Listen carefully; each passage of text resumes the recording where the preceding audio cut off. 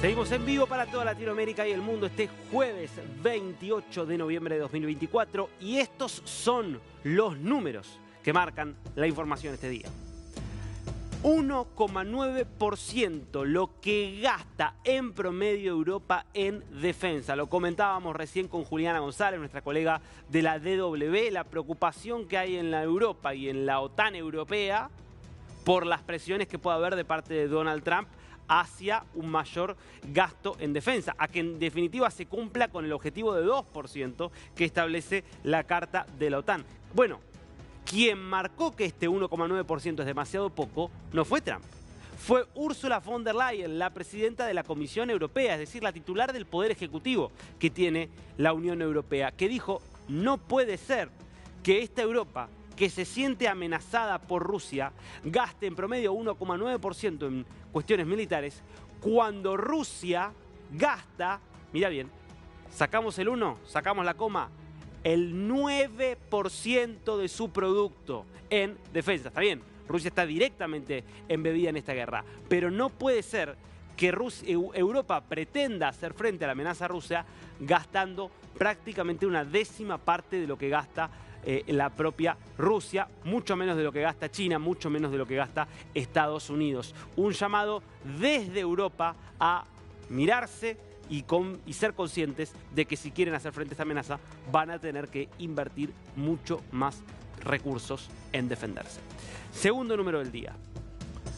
Y tiene que ver también con estas amenazas que enfrenta hoy Europa en el marco de esta guerra.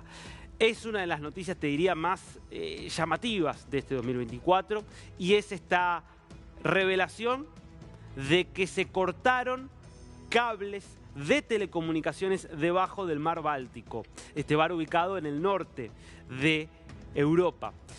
Un mar donde había cables de telecomunicaciones que unían a Alemania con Finlandia y a Lituania con Suecia.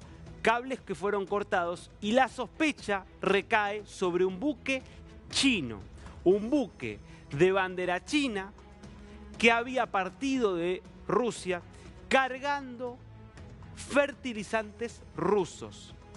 ¿Y cuál es la sospecha? Que este buque recorrió 160 kilómetros a través del mar Báltico con el ancla estirada, llegando prácticamente hasta el fondo del mar, arrastrando el ancla, y que de esa manera, después de recorrer estos 160 kilómetros con el ancla, arrastrándola, habría cortado estos cables de telecomunicaciones que comunican, insisto, Alemania y Finlandia y Suecia con Lituania, todos miembros de la OTAN y de la Unión Europea. Lo hizo adrede, difícil imaginar 160 kilómetros recorridos con el ancla justamente en el fondo del mar, que haya sido un accidente. Lo hizo a pedido de Rusia, imposible saberlo, pero justo era un buque que había partido de Rusia con una carga rusa. Parte, insisto, de las sospechas de sabotaje que Rusia realiza contra Europa, una Europa que, como lo veíamos con el número anterior, no está haciendo evidentemente todo lo que puede por defenderse y por fortalecer su propia posición. ¿Vemos cuáles son las caras de este jueves? Bueno, es otra cara europea y otra cara del conflicto. Robert Fico, primer ministro de Eslovaquia, país miembro de la Unión Europea y de la OTAN, que anunció que va a viajar a Moscú, a Rusia, en mayo del año que viene para reunirse con Vladimir Putin. Es con la excusa de una invitación que le hizo el presidente ruso por un nuevo aniversario de la derrota contra los nazis, que es para los rusos la fecha más importante de su historia. Es prácticamente como su día de la independencia, la victoria sobre los nazis y la derrota que le propinaron, para la cual, hay que decirlo, la Unión Soviética fue clave y fundamental, como lo fue sí también Estados Unidos. ¿Qué significa? Que un país de esta Unión Europea y de esta OTAN que están tan enfrentados con Rusia reconozca a Putin como un interlocutor digno de ir a visitarlo. Bueno, muestra parte de las divisiones que empiezan a producirse en un sector de Europa, sobre todo la Europa que está más hacia el este, más cerca de Rusia. Fico ganó las elecciones este año, el año pasado en realidad ganó las elecciones a primer ministro, siendo ya un candidato de una izquierda populista muy cercana a Vladimir Putin. Se esperaba que hiciera gestos de cercanía con Rusia y es lo que estamos viendo con esta decisión.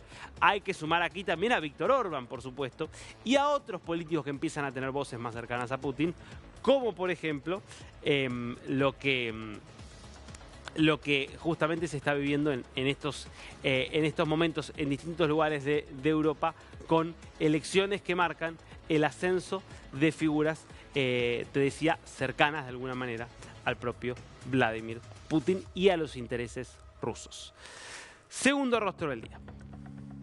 Rodrigo Gutiérrez. Nos venimos acá a la región para destacar a este biólogo marino chileno, reconocido como el segundo científico más influyente del mundo. Realmente impresionante este reconocimiento. Fue realizado por la revista, por la Universidad de Stanford, en un estudio que estuvo haciendo comparativo del impacto que han tenido distintas investigaciones científicas. Una de las cuestiones que viene investigando Gutiérrez tiene que ver con la reacción a determinados contextos extremos por parte de organismos vivos que están en el mar, y es un estudio que, entre otras cosas, puede servir para medir, por ejemplo, el impacto del cambio climático, del calentamiento del mar sobre muchas especies animales y vegetales que habitan el océano. Así que un científico chileno formado en América Latina, que es reconocido por una de las universidades más prestigiosas de los Estados Unidos como el segundo científico más influyente del mundo.